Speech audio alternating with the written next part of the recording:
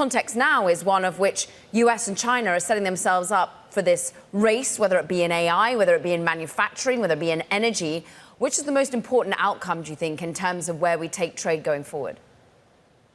The most important outcome is going to be American security, prosperity, and leadership. And that's what all of these trade negotiations are about. They're a means to that end. China has built a massive manufacturing economy. The United States has built a massive consumer economy. So they make stuff, and we consume it, and we buy it. And now being a consumer at that scale is a big vulnerability when your largest supplier is an adversary. And we buy and consume $300 billion more stuff from China than they buy from us. And that matters when it's not just toys at Walmart and it's not just home appliances.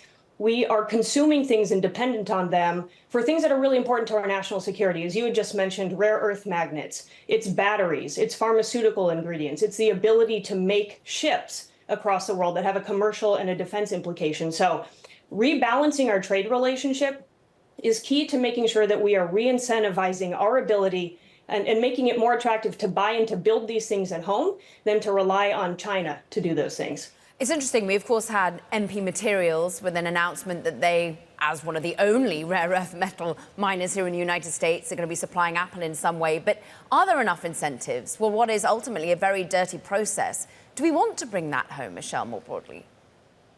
Well, China is either going to do it in a very dirty process because we have seen that the Chinese Communist Party does not have a lot of regard for the environment, or we can incentivize American companies to do it here in a much cleaner and more efficient and effective way. And so I think having America lead in these things, rare earth processing and other critical minerals, is going to be really important. We'll do it much cleaner, more effectively, safely, and trustworthy than the Chinese Communist Party.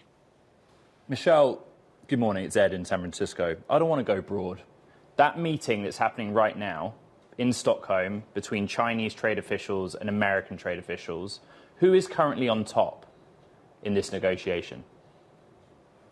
Well, I think what we've seen is that everything is on the table, and the United States has a lot of leverage. As you said, they want a lot of things from the United States, including our chips. And including our consumer economy, because they are largely export based. And so we matter to them as much as they matter to us. And so I think everything's on the table. And ultimately here, the goal is to walk out with a better deal for the United States so that we are more prosperous, more free, more secure, and we can incentivize building the sectors here that are going to be important to American leadership. The president last week just talked about our big AI action plan and wanting the world to run on American tech. And so we need to incentivize the industries that are going to make that possible.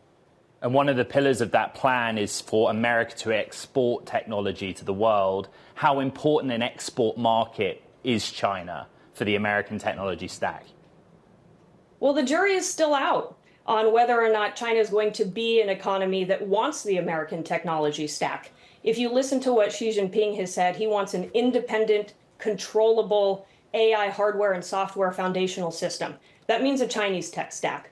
And so we'll see whether or not Xi Jinping and the Chinese economy wants American tech. It's all the more reason that deals with our allies, like the EU that just happened, like Japan that just happened, matter. Because if you look at the US and our top 10 democratic allies, the EU included, that's like 60 to 70% of global GDP. What a great place to start for us to deploy American technology as the backbone of the global economy in the free world, and then start to work out from there.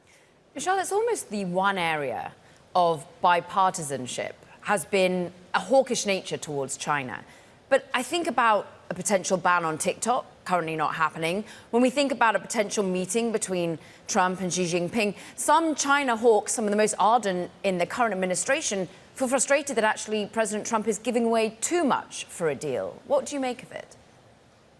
Well, I think the big picture is all of these things are chips in the bargaining tools. They're all on the table and up for negotiation so we can ultimately get to a deal that does make us more secure and more prosperous. And so we've seen back and forth on TikTok. We know that the H20 chips from NVIDIA were under export controls in April, and then in July there were assurances that those licenses would be granted to export them. But all of these things are in flux, and it's part of the high stakes negotiations that are taking place.